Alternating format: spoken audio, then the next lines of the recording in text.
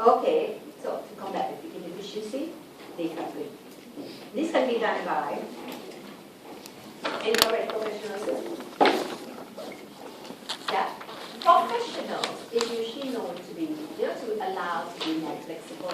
They don't really have to keep to the rule because we really are expert. Yeah, or minimize inspection evaluation. They want to come and do auditing. Yeah, let them do auditing because that is what institutionally say. That is a norm. You got to audit your company. Do audit, but don't take it seriously.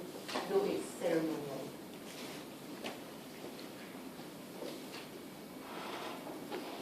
Okay, activity. Dona.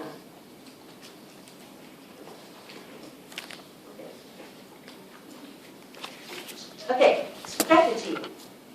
Just now we were talking about how to create organization. Organization is created in form of institutional. Okay. Yeah, and we are saying that as we follow on too much, we are going to be ineffective, we are going to be inefficient, so there's a technique called decoupling. What about environment? What about strategies? Yeah. Also, this one is actually repeat the one just now.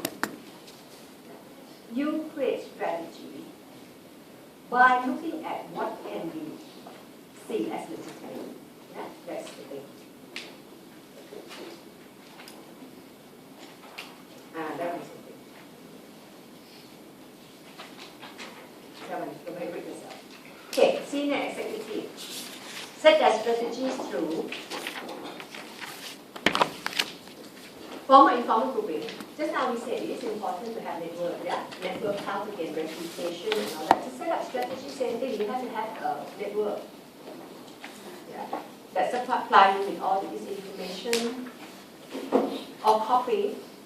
This is very similar to the idea of imprinting of PE. Accumulation is the same thing, imprint, copy. When you have like one biotech firm started, you emulate it. Now, in your subject guide, there is the example of a form, multi-dimensional form.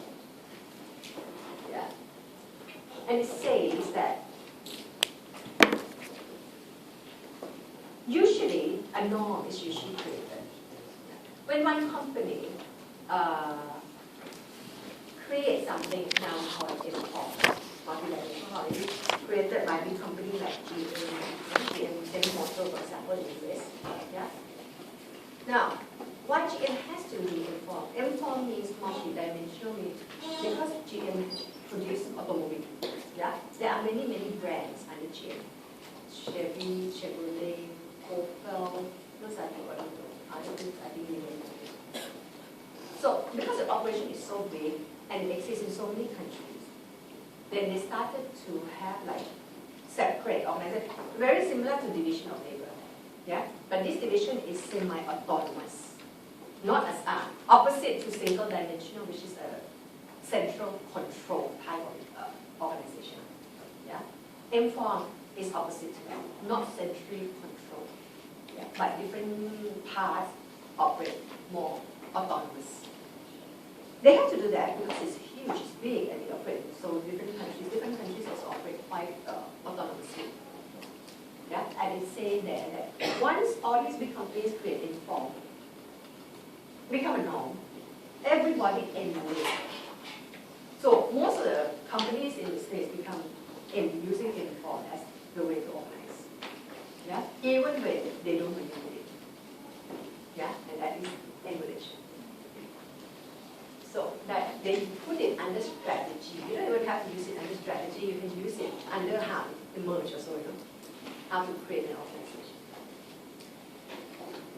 Yeah, when it comes to here, I kind of feel that it's a little bit too detailed. Okay?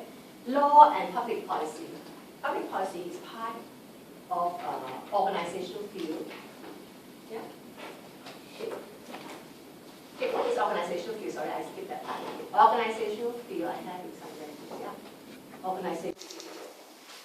It simply means stakeholders. I mean everybody to get involved in this activity. For SIA, teachers, students, admin, government,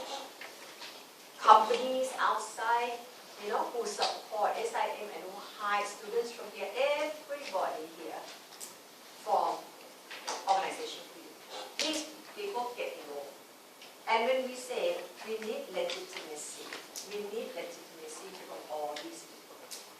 Yeah? That is what we mean by organizational field. Law public policy, also part. Government is part of the organizational field. Part of the people that we have to get them agree, yeah, to our organization like this. In a biotech company, yeah, surely the buyer, the consumers, the supplier, the government, the funding agencies, all these get involved in biotech. These are people in organizational field. Yeah, the government is also important and just like a community. Okay, example. Basic example. Frank Dobbin said, government is quite important, it's very important, because railroad is a railroad in France and in Britain reflects government intervention. Different type of government create different type of railway system. In England, France, Britain, and US. France is state-owned, US is private-owned, because US is different states, yeah? US is not very central control kind of thing, yeah? Yeah, because different states operate quite autonomously. That is kind of US kind of system. Yeah? So therefore, the railway also reflect that. So railway is privately owned. Whereas in Britain, it's government-owned. This I just used to tell you that organizations like railway, railroad, reflect government intervention. Okay, so you can look at Singapore government a bit there. Social actor, are they important? Last week, actors are passive. Yeah? Are actors active? This one would be hard to say. We create society, but become a norm. We don't think. We thought it's given. So, are they active? Are they passive? Yeah.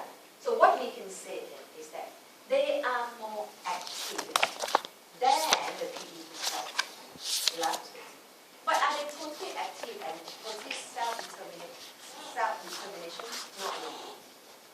Yeah. So it's still we make choice. There is norms to control us. Managers play an important role in setting strategy.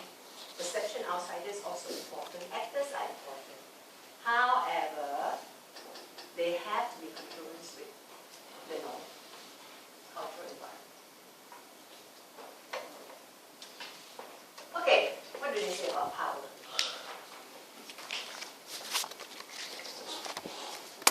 Okay, what if organization power? How power is created in an organization? How power is created by what kind of people or sections has power? Is it the board most powerful? And then the CEO? And then all the managers? Assistant? Is it true that power is vested in office hierarchy, the way we were saying? No, it isn't. Then, what determines power? Which section should have power? Culture. Yeah. Which section should have power? Conventional belief. And I just get you this example to show you what it is.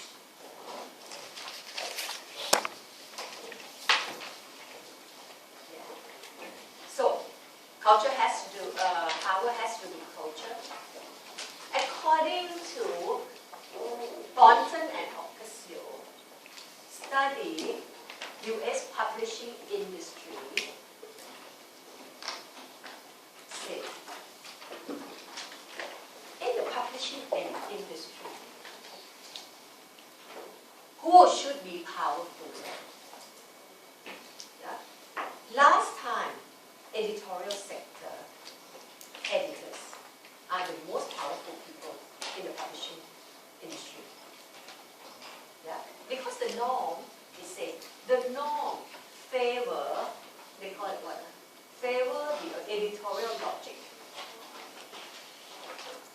Last time, the norm. Publishing company is about publishing things, so editorial, the people who are able to select articles, selecting to publish these are very powerful. Those people who are literate become very powerful. Now change, the norm change. Now, publishing company is not about producing articles or producing stories, but about making money. The norm has changed. So now, the most powerful people in the publishing company are those marketing people. Yeah? So norm change from editorial logic into market logic. Yeah, market logic. So now, editorial auditors are not powerful anymore. The marketing people, they are the one who plan strategy, even influence what to publish, what kind of stories can sell. Yeah? They can influence people in the editorial section. So that gives them a source of power, decision making, and the ability to set strategy. So the whole thing here says, power comes from norm. Norm that favor stories or norm that favor money. Then power change according to that. Yeah, again, the whole thing about this perspective again is about norm. Yeah, is about institutionalism.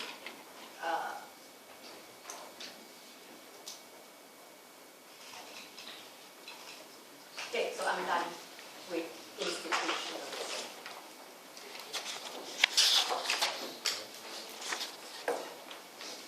Let's see, from listening, yeah, can you make any sense of this?